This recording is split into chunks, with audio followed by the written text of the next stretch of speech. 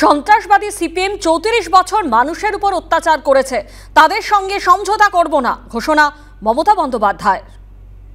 সন্ত্রাসবাদী সিপিএম ৩৪ বছরে মানুষের মুন্ডু নিয়ে খেলেছে, তাদের সাথে আপোষ করব না, এটা মাথায় রাখবেন।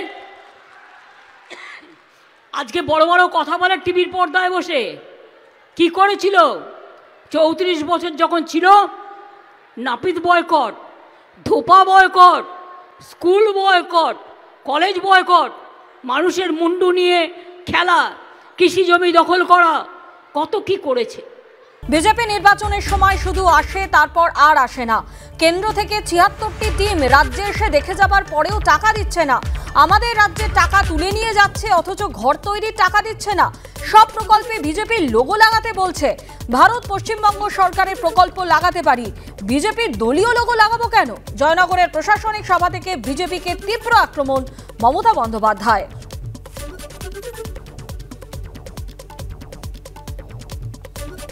কেন্দ্র থেকে মোট ৭৬টি টিম এসছে এই ২ বছরে, তাও টাকা দিচ্ছে না। আমি রিসেন্টও মিটিং করে এসেছি বাংলার জন্য প্রধানমন্ত্রীর কাছে। তিনি আমাকে বললেন আমাদের অফিসাররা তাদের অফিসারদের সাথে বসে একটা শর্ট আউট করবে। এ টাকা কাদের টাকা? এটা কেন্দ্রের টাকা নয়, এটা কেন্দ্র কিছু টাকা দেয়, এখান থেকে যেটা তুলে নিয়ে যায় তার শেয়ার দেয়, আর রাজ্যের টাকা বাদ বাকি।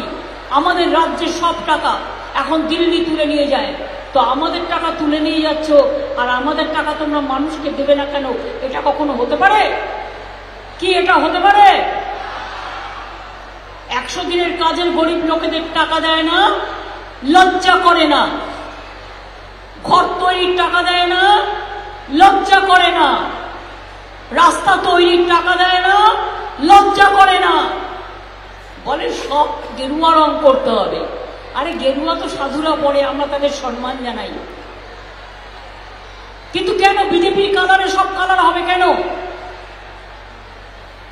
১ টাকার প্রজেক্টে দিলেও বলছে বিজেপির পার্টির লোগো লাগাতে হবে। আমি গভর্নমেন্ট অফ ইন্ডিয়ার লোগো লাগাতে বাধ্য, পশ্চিমবঙ্গ সরকারের লোগো লাগাতে বাধ্য, আমি পার্টির লোগো লাগাতে বাধ্য নই। এই প্রচার, মিথ্যা অপপ্রচার, কুৎসা কতদিন চলবে? যেমনটা আপনাদের জানাচ্ছিলাম, জয়নগরের প্রশাসনিক সভা থেকে বিজেপিকে তীব্র আক্রমণ মমতা বন্দ্যোপাধ্যায়ের, যেখানে তিনি বলছেন যে আমাদের রাজ্যে টাকা তুলে নিয়ে যাচ্ছে, অথচ ঘর তৈরির টাকা দিচ্ছে না। বলছে গেরুয়া রং করতে হবে, সব প্রকল্পে বিজেপির লোগো লাগাতে বলছে। ভারত পশ্চিমবঙ্গ সরকারের প্রকল্প লাগাতে পারি, বিজেপির দলীয় লোগো লাগাবো কেন? জয়নগরের প্রশাসনিক সভা থেকে বিজেপিকে তীব্র আক্রমণ মমতা বন্দ্যোপাধ্যায়।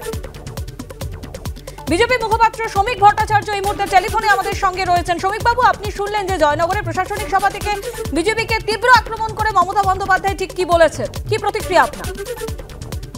মমতা বন্দ্যোপাধ্যায় যে প্রশাসনিক সভাগুলো করেন, ওগুলো প্রশাসনিক সভা নয়, ওগুলো রাজনৈতিক সভা। সরকারের টাকা খরচা করে নিজের দলীয় অবস্থানের কথা তিনি মানুষকে বলেন এবং ওই প্রশাসনিক সভাটাকে নির্দেশ দেন যে কোন স্থানীয় নেতার কথা শুনে পুলিশকে, বিডিওকে, এসডিওকে, ডিএমকে চলতে হবে। এটাই এই প্রশাসনিক সভার একমাত্র উদ্দেশ্য। এখন উনি যে অভিযোগগুলো করছেন, এই অভিযোগ তো নতুন কিছু নয়। এই অভিযোগ তো উনি ধারাবাহিকভাবে কয়েক বছর যাবৎ করে আসছেন। এই অভিযোগগুলো নিয়েই তিনি প্রধানমন্ত্রীর সঙ্গে দেখা করেছিলেন, সঙ্গে 10 জন সাংসদকে নিয়ে গিয়েছিলেন, কিন্তু কোনো সেক্রেটারিকে নিয়ে যাননি। আমরা সেদিনও বলেছিলাম মুখ্যমন্ত্রী প্রধানমন্ত্রীর সঙ্গে দেখা করতে যাচ্ছেন রাজনৈতিক একটা বার্তা দিতে। মুখ্যমন্ত্রী কোনো প্রশাসনিক কার্যসিদ্ধি করবার জন্য কিংবা পশ্চিমবঙ্গের যদি কোনো বকেয়া থাকে, পশ্চিমবঙ্গের উন্নয়নের জন্য কোনো পরিকল্পনার স্বার্থে তিনি সেখানে যাচ্ছেন না। বেরিয়ে এসে তিনি যা বললেন যে 2 জন সেন্ট্রাল গভর্নমেন্টের সচিব থাকবেন এবং 2 জন রাজ্য সরকারের সচিব থাকবেন, তারা একসঙ্গে বসে বিষয়টি আলাপ আলোচনা করার মধ্যে দিয়ে সিদ্ধান্ত হবে। তারপরে আবার এই বিবৃতি দিচ্ছেন 2 সচিব দিয়ে কি বললেন, তাদের বৈঠকের ফলাফল কি, এটা তো এখনো পর্যন্ত রাজ্যবাসী জানতে পারেনি। আর কেন্দ্রের প্রকল্পের একটি নির্দিষ্ট পদ্ধতি আছে। কেন্দ্র সরকারের তো কোনো নির্দিষ্ট জমি নেই, কেন্দ্র সরকার কাজ করে প্রত্যেক রাজ্যের জন্য। তো কেন্দ্রের প্রকল্প জানাতে হলে কেন্দ্রের লোগো তো ব্যবহার করতেই হবে। তিনি এ রাজ্যে একটার পর একটা পরিকল্পনার নাম বদল করেছেন, কেন্দ্রের প্রকল্পের এক জায়গার টাকা অন্য ফান্ডে দিয়েছেন এবং দিয়েও তিনি বলেছেন এটা তিনি করতে পারেন। যেরকম মিড ডে মিলের টাকা বকটুয়ে ওই ক্ষতিপূরণ দিতে যাদের ওনার দলেরই লোকেরা জীবন্ত পুড়িয়ে মেরে দিয়েছে তাদের পরিবারকে দেয়া হয়েছে। তো এগুলো চলেছে, এগুলো শুনে শুনে পশ্চিমবঙ্গের মানুষ ক্লান্ত। এই মুহূর্তে পশ্চিমবঙ্গবাসীকে নতুন করে রাজনৈতিক বার্তা দেবার অবস্থায় রাজ্যের মুখ্যমন্ত্রী এবং তৃণমূল কংগ্রেস নেই। মানুষ তৃণমূল কংগ্রেসকে গ্রহণ করেছিল, মানুষ তৃণমূল কংগ্রেসকে পরীক্ষা করেছে, এখন প্রত্যাখ্যানের সময়। তৃণমূলের বিদায় আসন্ন, বিসর্জন অবশ্যম্ভাবী। ধন্যবাদ আপনাকে।